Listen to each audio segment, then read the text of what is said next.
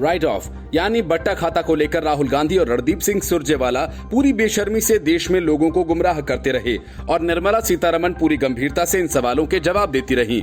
रघुराम राजन का राहुल गांधी ने इंटरव्यू लिया तो उन्होंने जवाब भी दिया, लेकिन सवाल ये है कि मनमोहन सिंह के होते कांग्रेस को रघुराम राजन से इंटरव्यू करने की क्या जरूरत आ गई।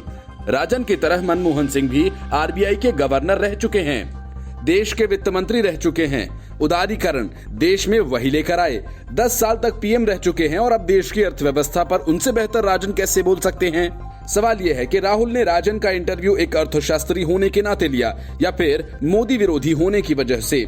जब देश में नोटबंदी लागू हुआ तब राजन आरबीआई में थे और सरकार का ये फैसला उन्हें पसंद नहीं आया था। तो क्या ये मान लिया जाए कि राहुल और कांग्रेस राजन की उसी मोदी विरोधी छवि का इस्तेमाल करने की कोशिश कर रहे थे। राजन को तो अरविंद केजरीवाल राज्यसभा में इसी वजह से भेजना चाहते थे, लेकिन राजन ने ही मना कर दिया। अब केजरीवाल आसपास के लोगों से अपना काम चला रहे हैं। राजन से इंटरव्यू को कांग्रेस संवाद श्रृंखला बता रही है, मतलब ऐसे इंटरव्यू राहुल आगे भी करेंगे।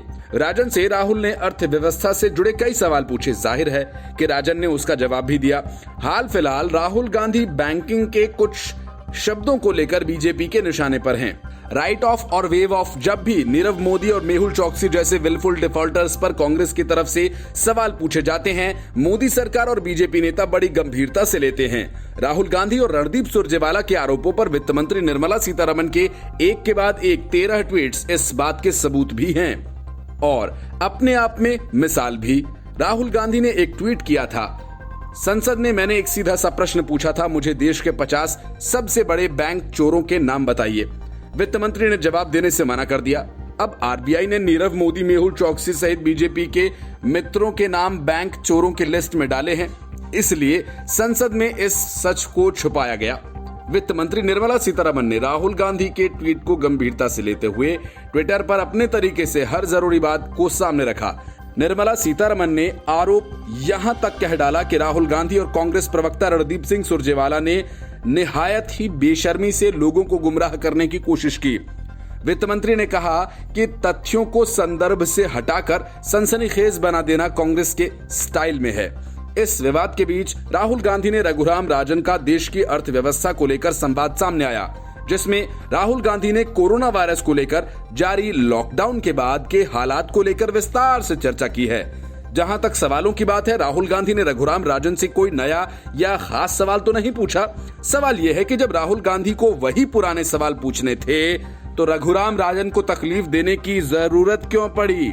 एक खास बात यह भी है कि सोनिया गांधी राहुल गांधी को कोरोना वायरस और लॉकडाउन के दौरान राजनीतिक हालात पर सलाह देने के लिए जो 11 सदस्यों की टीम बनाई गई है, उसके चेयरमैन मनमोहन सिंह हैं और कुछ मौकों पर मनमोहन सिंह को राहुल गांधी अपना राजनीतिक गुरु बता चुके हैं। राहुल गांधी और रघुराम राजन के सवाल जवाब को ध्यान से सुनने पर कोई नई बात सामने नहीं आती है।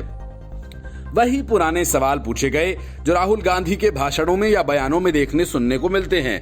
राहुल गांधी ने उन सवालों को ही रघुराम राजन के सामने रख दिया जिनको लेकर वो अब तक प्रधानमंत्री नरेंद्र मोदी और उनकी सरकार को घेरते आए हैं। आरबीआई गवर्नर का पद छोड़ने के बाद से ही रघुराम राजन विपक्षी खेमे में भारतीय नेताओं के पसंदीदा अर्थशास्त्री रहे हैं। असल में रघुराम राजन की प्रासंगिकता उनकी काबिलियत से ज्यादा मोदी विरोधी रुख से बनी रहती है, क्योंकि नोटबंदी के वक्त वो आरबीआई के गवर्नर थे और वो तरीका उनको पसंद नहीं था।